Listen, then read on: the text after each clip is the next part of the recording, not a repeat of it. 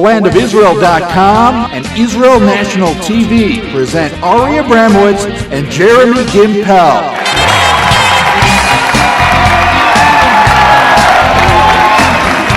Live from the heart of Israel, it's Tuesday Night Live in Jerusalem.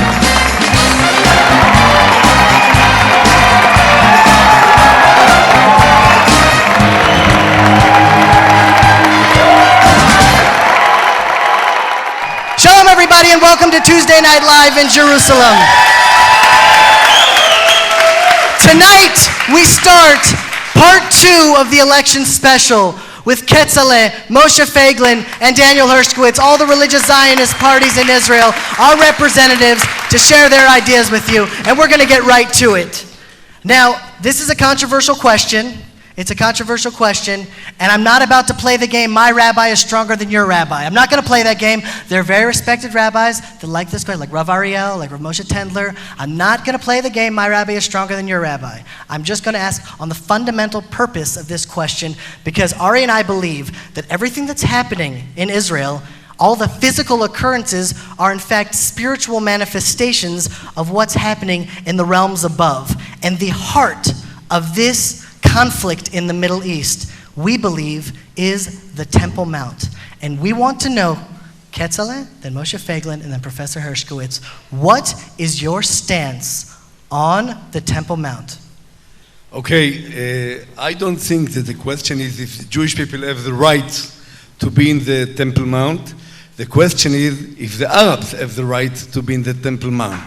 Since this is apologetic, this is another sign of apologetic question that we are always asking ourselves. But since Mota Gur, almost 40 years ago, re-freed Yerushalayim and said, Har Habayit biyadenu, it's in our hands, and the Jewish people, they got permission halachically to go up to the Temple Mount, have to be there, and they don't have to have no connection, and they don't have to have no permission from the Waqfs. We are the Balabatim on Har Habayit. We have to have our soldiers on Har Habayit. We have to secure it. It belongs to us. We are praying for that, and Be'ezrat Hashem very soon we will build it. So the question of what we think about Har Habayit, we believe that every day it will be built. We really believe, not we are dreaming. We really believe, and it's a question from today or tomorrow. Meanwhile, people who keeping the halachically, like me, that I listen to Rabbi Avram Shapira, Mordechai Eliyahu, Reb Zalman, and we don't go up, but I think that people that halachically have the right, got the right and permission from their rabbis to go up, they have to go freely without asking question to the places that they are allowed to go, to pray, to do whatever they feel upstairs, not to have any connection with the Waqfs, and because Har Habayit is ours. And I'm sure that according to the halacha, we have the right to put soldiers upstairs in any place because it's a question of security, and we have to fill it up. I think that if I'll be tomorrow the one who's taking care of the state of Israel, the first thing I will put 1,000 soldiers upstairs, and we will run the Har Habayit, and later on we will find the way to build it. Very good. Now, for all of our viewers at home that just want a little bit of background, Har Habayit is the Temple Mount. Now, we know that any democracy, the cornerstone of any democracy is freedom of religion. And in the Jewish state, the Jewish people in our holiest site are not allowed to go up and pray. In fact, you have to stand on the side. You have to go through a whole process. If you're a non-Jew, you have a big crucifix, whatever. You look like Darth Vader, you're a nun, walk up, it's fine. But if you're a Jew, you have to stand on the side and you have to wait. And you're going to wait, and you're going to wait, and maybe then, you're allowed to go up. Are we in a democracy? Are we in a Jewish democracy? Then how is it that the Jewish people don't have freedom of prayer? Now, Moshe Feiglin, I know what your stance is on Har Habayit, because in fact, the first time I ever went up to Har Habayit, it was with you. So I'm not asking what your stance is. I want to know, if you're in the Likud, what are you going to do to change the situation now? When I decided this decision to run to the head of Likud, the day after, a reporter, a lady from Ma'ariv, calls me, and she wants to interview me. Well, we sat together here in Yerushalayim, and her first question is, what is the first thing, Mr. Feiglin, you're going to do as a prime minister? And I understood that she's trying to get quotes out of me that will make me even more crazier than it sounds.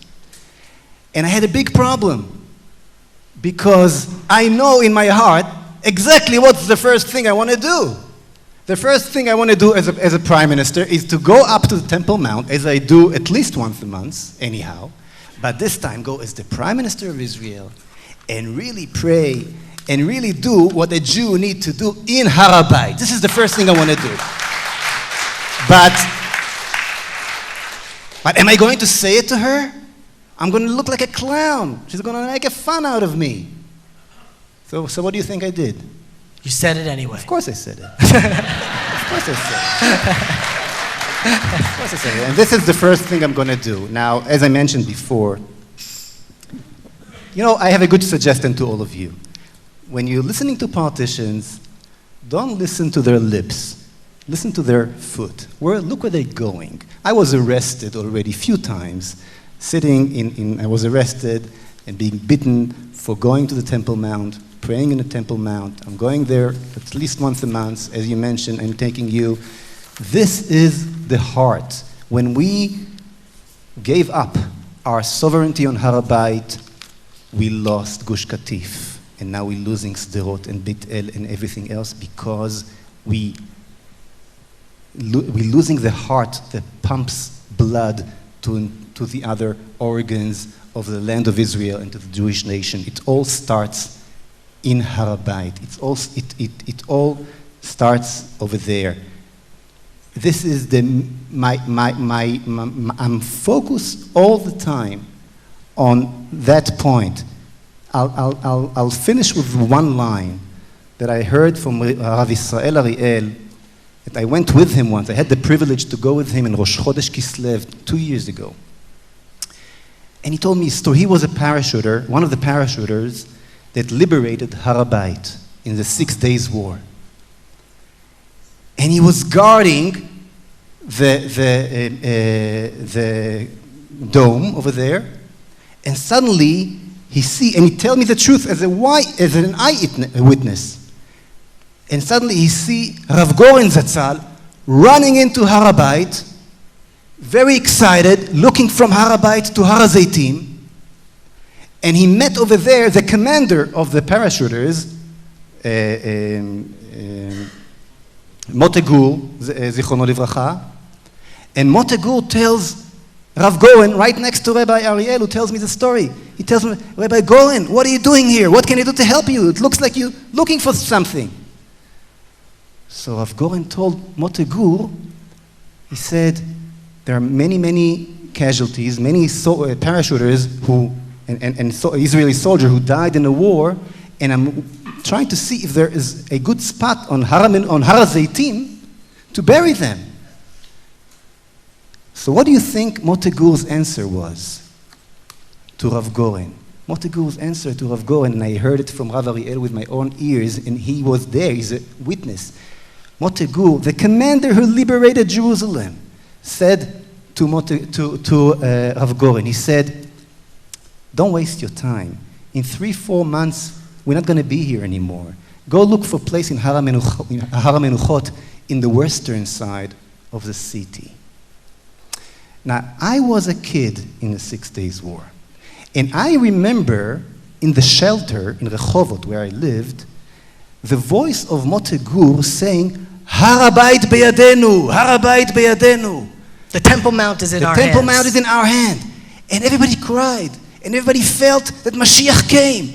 I remember as a kid, that the religious, non-religious, everybody was so excited, felt the Mashiach came. Har HaBayit beyadenu, we back to the Temple Mount. And when I heard that from Rav Ariel, I understood that I was all wrong. And we were all wrong. It was not only Moshe Dayan and the political leadership that did not understand what a great present we got from Hashem at that time. It was even the commander of the parachuter himself who did not understand where he's standing. For him, it was just like today, Noferet Yetzukah. We're going into Gaza, out of Gaza. All he meant when he said, Har HaBayit beyadenu is, I fulfilled my mission, let's go back home. And that's why we are in the position that we are now. Because we did not have the kind of leadership that understood what it should do with this present. Well, God will give us another chance. I have no doubt about it. But we should make sure that next time we'll have the right leadership that will hug it and understand what to do with it. Thank you. So, Professor Hershkowitz, many people say, many rabbis say, Har HaBayit is too holy for the Jews. You could get karet if you go up in the wrong places. And the truth is, one of the most influential books of my life was Ema Benim Smecha, written by Rav Techtal. He was an anti-Zionist, and all the rabbis of that time said, Eretz Yisrael is too holy. Jews can't go there. We have to wait for the Messiah to come. And at the end of his life, he realized that he was so wrong. And if we want the Messiah to come, we have to bring it. And he became a staunch Zionist. Today, it seems that the Temple Mount is the same prism. It's too holy for us. We can't go up there. If we can't go up there, how are we ever going to build the third temple? And I want you to tell us right now what your position is on Har HaBayit. Are you stuck in the shtetl, or are you on the next level getting ready to liberate the Temple Mount? Well, first of all, I must say that I very happily join my two friends. I accept all what they say. Now, you see, the two different attitudes. There's the attitude that things, waiting for Mashiach because things is too holy for us. That's not the Zionist way. But there are some halachic issues that have to do with the laws of Tum'ah and Tahara and Tumat Met and so on. And this is, as Ketzaleh mentioned, we say that he would be guided by his rabbis, mentioned Rav Shapira, Rav Eliyahu, Rav Zalman Melamed, on the specific halachic issues. Now, all these rabbis are guided not by, they do not want to wait for Mashiach to solve the problem, but, there are certain halachic, if you want, technical issues to solve. Now, I believe that most of these issues can be solved. This is not the right stage to explore all the halachic technical issues, but I think that many things can be done in order to really to make sure that Jews will be freely go on Har HaBayit, on Temple Mount. And as I said, here I join what both Ketzaleh and Moshe said, and I just want to add one thing. Unfortunately, indeed, as Moshe said, the Israeli governments gave up the sovereignty on Har HaBayit. Actually, it's very funny. People today the debate, between some parties whether Yerushalayim should be divisible or not. Okay, they talk about certain neighborhoods, and of course, Yerushalayim is indivisible. But you see, unfortunately, Har HaBayit has already been divided, and indeed was given to the Muslims. This is unacceptable. This is indeed the heart, the core. And here I want to say one thing that should be made clear: Yerushalayim is indivisible, and Yerushalayim is indivisible. Even, the Chazal says,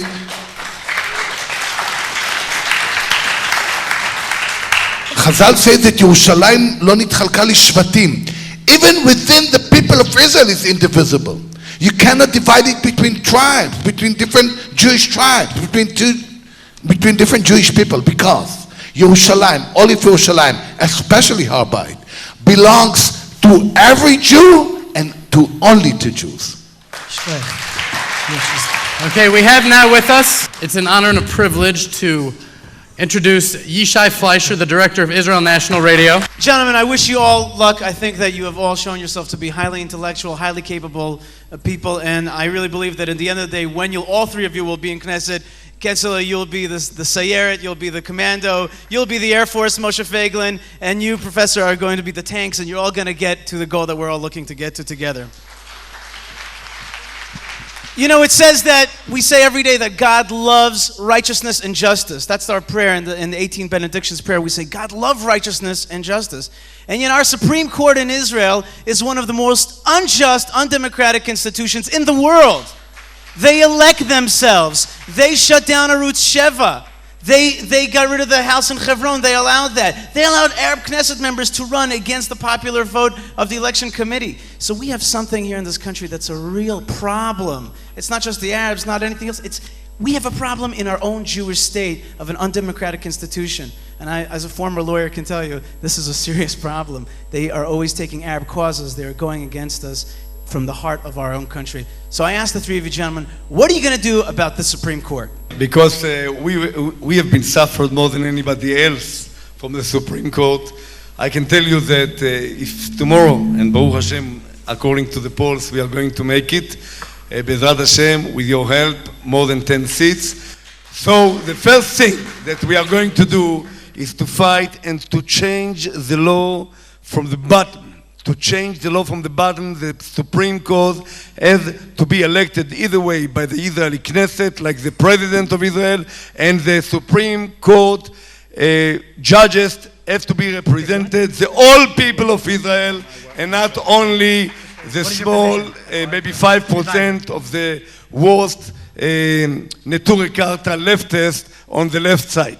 We have to have, I remember that when we fought with Arutz 7, and the law passed through, and by the majority of the Knesset, by shalosh kriyot, and the left parties went to the Supreme Court, and I went to my lawyer, and I asked him, they are going to cancel a law for freedom of speech? And he says, Ketzaleh, they are so Haredi, unreligious people. You can't even imagine. You can imagine a rabbi in Mea Shearim putting an Israeli flag. They will never ever allow you, and they will cancel the law. So the 9 judges, they canceled the law of Arutz 7, and since then we had to crush Arutz 7 ship, but we never lost, and we have continued, and everybody can see Arutz 7 today on the internet, on the paper. But I can tell you, the first thing, Bezrat Hashem, that we are going to do in the Knesset, to fight and to change the law, that these people will find themselves as a minority, maybe like in the Knesset, maybe 2% of the Supreme Court judges, that they will represent the state of Israel, Am Israel, and Eretz Israel Kula. Great, thank you. Moshe. You know, Jeremy, that we had I had a very exciting primaries just a month and a half ago. And there was a lot of attention, a lot of media, like I was running for prime minister already, right? And at one point, when Netanyahu pushed me from slot number 20 to slot number 36, everybody expected me to go to the Supreme Court, right? Because everybody understood that what he did was totally illegal, and this, what a person is doing, going and fighting in the courts.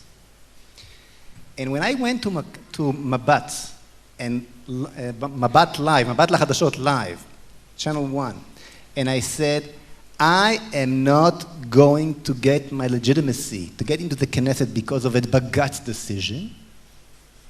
I'm not going to give them the legitimacy because I don't believe in them. I want the people's vote, not the Bagatz vote. I don't believe in them. They don't exist for me anymore. I don't have a court. I understand after what happened to Ketzaleh and what happened in Hebron, that I, as a religious Jew, as a real Jew, as a believer, don't have a court in Israel. And I'm not going to give them the satisfaction to make a show as believe that we do, because we don't.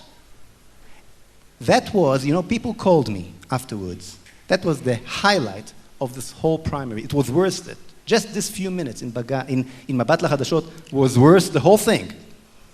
Because as people from the extreme left, and I'll tell you a secret, people from within the system, from within the Parklitut, who called me and said, that was the biggest slap in the face that this horrible system, terrible people of Bagatz, ever got in the history of the Israeli state. That never happened before. Professor Hershkowitz. Well, it's very simple. You see, it's my understanding that the court is subject to the law. When that's the role of the court. I don't know, for some reason in Israel, the court is above the law, and the appointed court, or Supreme Court, somehow is above the elected legislators. Now, this is wrong, and I think that all what has to be done was to make sure that the Supreme Court, as all courts in Israel, should be subject to the law as legislated by the elected legislator. We have now a special guest with us. He is the strategic advisor, and get ready, guys, for Israel Beitenu. His name is Ashley Perry. Here he is with a pop question. I don't know for who, but he's brilliant. He sounds so smart because of his accent. You love him. Okay, first of all, I'd like to say, as Jeremy said, there appears a little bit of a gaping hole somewhere here that perhaps should have been filled by Yisrael Beitenu, but okay. I very much enjoyed tonight. I very much enjoyed listening to the speakers, and I wish all of our parties the greatest of luck and hope that we will be able to form a truly right-wing government, because I do believe that what unites us all is far greater than what divides us. I would just like to bring up 2 points, which I know Yisrael Beitenu particularly are pushing for, which I think should be on the religious Zionist agenda. First of all, as we saw in the recent war, the religious Zionist community appeared to suffer disproportionately in the war, and they appeared disproportionately perhaps in the elite units and in the army itself. First of all, I would like to ask, are the parties on the stage unequivocally going to support Yisrael Beitenu when they call for every single Israeli, whether they are Arab, Jewish, Haredi, whatever they are, will they support Yisrael Beitenu in calling for every single Israeli to either serve in the army or Shirut Lomi? Will you support that law that Israel Beitenu is passing? Yes or no? No. No. I will say that we have a lot of responsibilities about the Haredi felt, about the Haredi people. Nothing can come by pressing, nothing can come by forcing. We have many, many important people that slowly becoming. We are all in Eretz Israel, Avira Eretz Israel, Machkim. We are not going to put pressure and to say that tomorrow everybody should go to the army if it's going to be impossible to implement that question. We have a lot of responsibilities about the Haredi people. They slowly becoming part of the public life of the Israeli people. We are going, each one of us and all of us, but it's not, I don't think it's easy to come and to say, I am a courageous guy. Tomorrow we are going to force everybody from Bnei Brak, from Jerusalem, and to push them to the army, and all of them will sit in jail. It has to be with love, with patience, and slowly will influence them to be normal. Very nice. Moshe Feiglin. Well, I don't think there's a problem, because I believe that the army should be army of volunteers. Whoever wishes to volunteer should go to the army, just like in the United States, just like as in fact it is mostly today anyhow, and that solves that problem anyhow. But I have to tell you one thing. There will be no problem of voting or not voting to that law, because they're not going to bring this law, Israel Beitenu. I don't believe one word that comes out of Lieberman, who joined Ehud Olmert and kept his government for the last 2 years. I don't believe one word of Lieberman, with all due respect. I'm talking only about Lieberman, not on anybody else in his party. I don't believe one word of the leader who's entitled and on the payroll of a guy named Martin Schlaff. So just like Sharon, just like Olmert and others, I disagree with my 2 friends over here, but I appreciate them very much. I wish none of us will fall into the trap of Lieberman just because he cursed some Arabs a few minutes before the election. Again, look at what he did and not at the show he gives us 5 minutes before the election. Thank you. Do you remember what I said a few minutes ago about that everything starts from education? Now, it's not only that the education in Modi'in or other places lacks the values, the Jewish values. I think that also the education in some other sectors, like the Haredi sectors, also lacks some of the values. And one of the values is the value of Medinat Israel. Medinat Israel is Rashit Tzmichat Gulatenu. And once we understand it, we understand that giving to Medinat Israel in any form of giving is not just an obligation, that's the biggest privilege a Jew can have. We have with us tonight a man named Walter Bingham, the hero of Israel National Radio. We just celebrated his 85th birthday. 85th. He's survived wars upon wars, and he's here with us tonight. Walter, please join us. It seems pretty certain now that Benjamin Netanyahu will lead the next government. Although he made plain that Jerusalem will remain united, he hasn't made the same commitment about Yehuda and Shomron. So the so-called West Bank, or Judea and Samaria, of course.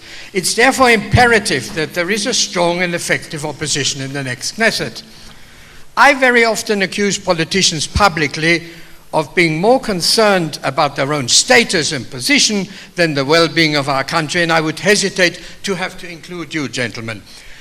All three of you, as you've stated over and over again, are on the same side, particularly in respect of the most fundamental and important of all issues, not to trade land for rockets. Why do you then insist to run as separate entities, even more so in the light of the reported rise in popularity of Avigdor Lieberman, who, to judge by his statements over time, I cannot trust? When united, you may have a chance to become the second largest party with all that entails. Yes, it would mean sacrifices. Only one can be the leader. But isn't that a sacrifice worth making? The answer is very simple. We have made it, and we succeeded to join 4 parties together, Atikva, Tkuma, Moledet, and Eretz Israel Shelanu. And this is a big success.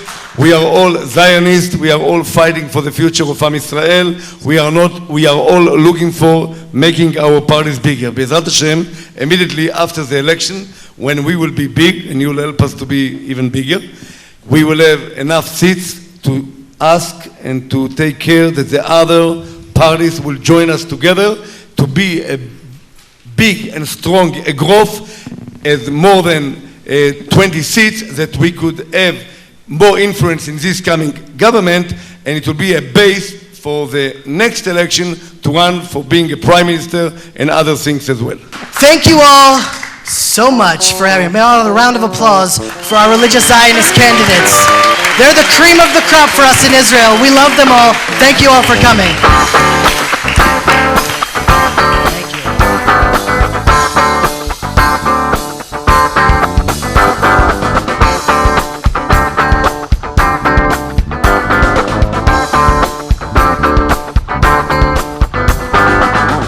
Come on, people, got to testify. There's somewhere we can satisfy. Only help each other to rely. And there ain't no time left to deny it, no. We one nation, one world.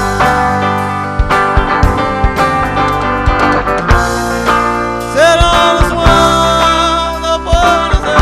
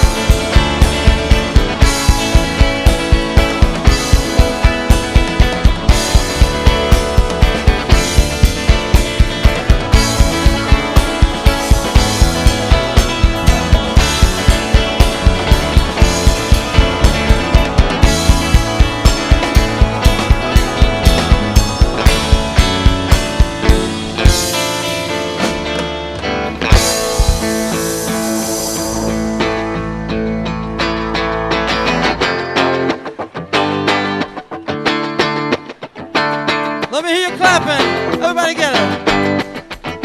Because if you're ready, there's no other time like the present. If you're ready, it's now. Right now. So let me hear it.